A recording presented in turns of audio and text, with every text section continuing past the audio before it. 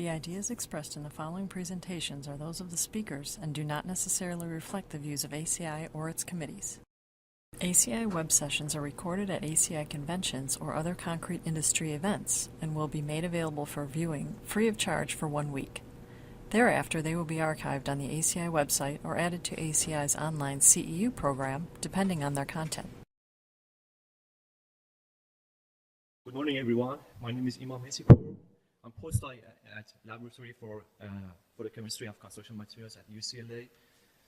Before starting my presentation, I would like to acknowledge my collaborators here, Professor Atahan from Istanbul Technical University, Professor Neithalath from Arizona State University, and of course my advisor, Professor Sant at UCLA. And my today's presentation is about how the rigidity-to-thixotropy transition in rheology affects the shape stability of dense suspension. And here the main idea over this transition is to add clay in the system. So we have an OPC-rich system, and then over this transition we are adding clay into the system to enhance the thixotropy. So we try to have better understanding of this transition and how this transition can affect the shape stability of the dense suspension. The outline of my presentation is as follows. I would like to provide a brief introduction, why rheology is important and how the surface chemistry of clay suspension actually affects rheology. I will continue with my results. The first, we focus on the characterization of the structural kinetics of the suspension by using like 3 different approaches, and what's the correlation between these 3 approaches, these 3 test methods here, and then finally we focus on the shape stability of the dense suspension and how rheology can be linked to the shape stability and how to characterize the homogeneity of the filament. So why rheology is important? As all we know, rheology has an important role for the 3D printing and digital fabrications. And if you look at in that sketch here, so the initial yield stress is important, of course. It should be able to maintain its own weight. From the other side, the initial yield stress should not be too high because otherwise it can lead to like poor bonding and interface bonding. But if you follow that blue line here, which traces the evolution of the yield stress, we have like 2 different evolution here. First is a thixotropy revealing evolution at the beginning, and then which is followed by the rigidifications of the suspension over time, so which is linked to the aging effect. So 2 important factors you can see here. First is a thixotropy at the beginning, or a structural kinetics at the beginning, and then is a rigidification over time. So these 2 important factors should be in the way that it should be able to maintain the hydrostatic pressure induced by the layers.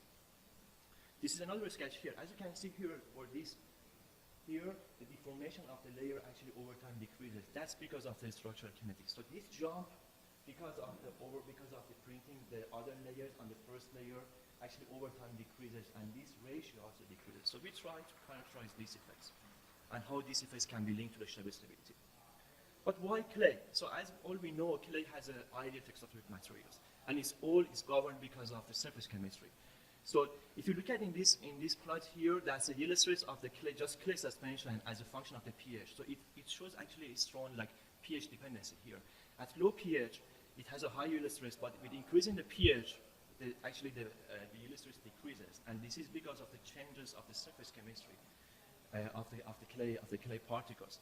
So over increasing the pH, so the particle surface, the charge density of the particle changes from like we have like different like aggregates here, like from face-to-face edges or face-to-edge effects. When you increase the pH, because of the rippling effect, so there are all dispersed. But in the cement slurry system, so we are almost in this high pH. But the main difficulty here because of the having these species in the cement system. So this can produce like strong aggregating effect or aggregating structure in the system. So that's why we are benefiting from the thixotropic behavior of the clay in the cement slurry system. So this can induce like band-like or house of cards aggregating structure in the system. So that's why clay has a strong thixotropic behavior in the cement system. So by using this observation in this presentation, we try to understand how does this rigidity to thixotropy transition can improve the rheology, and how this improving rheology can affect the shape stability. And the second question here, do suspension with the similar early age structuring kinetics can yield similar shape stability or not? So that's the two questions we try to address in this presentation.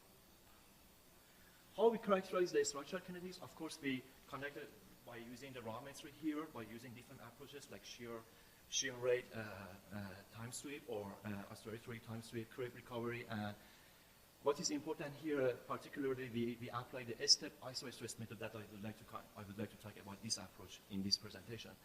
So here, this is an indication of the creep test. So we are initially applying the constant shear system for a certain time, and then we remove the shear stress, and then we monitor what is the strain, what is the strain in the suspension. This rate decay pattern because of the structural kinetics in the suspension. So we try to continue to extend this approach to the isostress, step isostress method. So here, in order to simulate the effect of the weight or stress of the other layers, we apply higher shear stress over time. So it's something from like a 10 steps, from 20 pascal to like 200 pascal. And we try to monitor these changes over time and how these can be linked to the shape stability. So that's the approach we followed in this presentation. So we continue with my results here. At the beginning, we formulated like different suspensions here. How different clay to solid ratio. Solid actually represents here the cement plus clay. How like from 31% to 0%, which represents the OPC, the plain OPC system.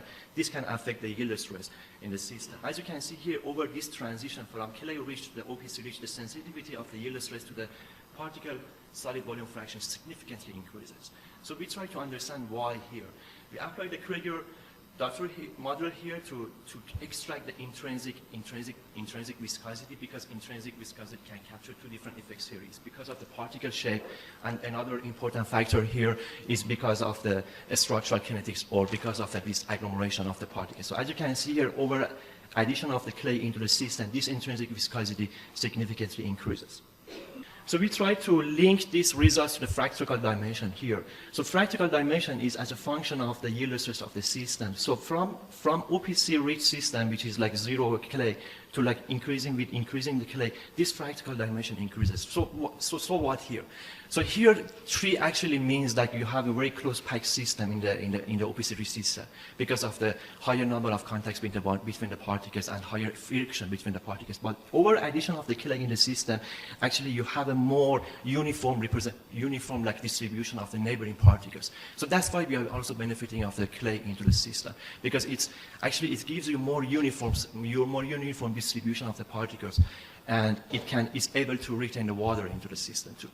So by knowing that, we try to have, we formulated different suspensions from OPC rich system to the clay rich system, but we try to have an identical yield stress before the extrusion. So here, as you can see here, all of these suspensions with different clay contents have a more or less like similar identical yield stress here. But when we look at like more closely here, when we apply the sweep up and sweep down, actually something interesting happening here. For the clay suspension and the OPC rich suspension, if you see here, when you decrease in the shear rate during the descending curve, something is happening here in this part of this. We call it as rheopexy. So this is like only indicative of the shear thickening of the system, which we link this to the dilatancy of the particles because of the more like contacts between the particles and more friction between the particles. So that's something that means that when you decrease the shear rate for this system, actually you are getting like more contact between the particles and more friction between the particles. So that's the result when you add more clay in the system. So this rheopexy, that negative effect actually decreases. So from left to right, actually we try to apply the isostress step method here to characterize the structural kinetics. As you can see here, for the clay-rich system, how this system behaves over addition of the shear stress with respect to the OPC system. And we try to modify this plot to reach this plot. We call it as a master curve, which characterize the early age like structural kinetics because of a thixotropic effect, and also the law that the structural kinetics act over time too.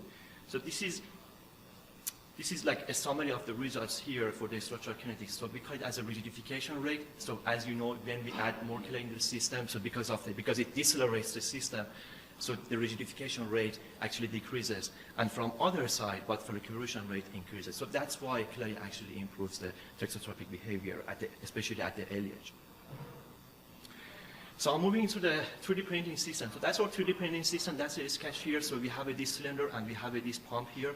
So we place the material here first, and then because of the air pressure here, we force the material to these augers, into this auger system, and then we extrude the system. In order to capture what is the effect of the structural kinetics to the shape stability under the accelerated printing, actually we apply the rope coiling approach here. This is the very famous approach to characterize the stability of the polymers here.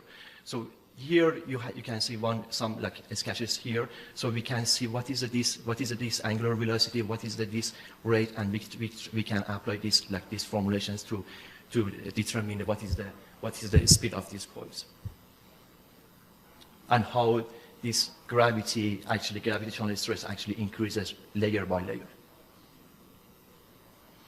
So we change the air pressure here. So as long as you have increasing the air pressure in the system, so that means you are forming the coils like with the higher speed, and from the other side you are applying more stress into the system.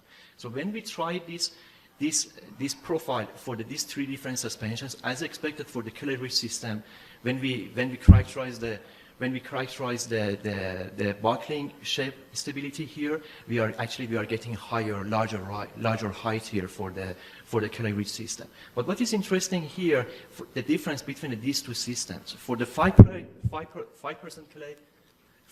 clay and the OPC-rich system. So these two systems actually they have like the same structural kinetics, but they are behaving like differently.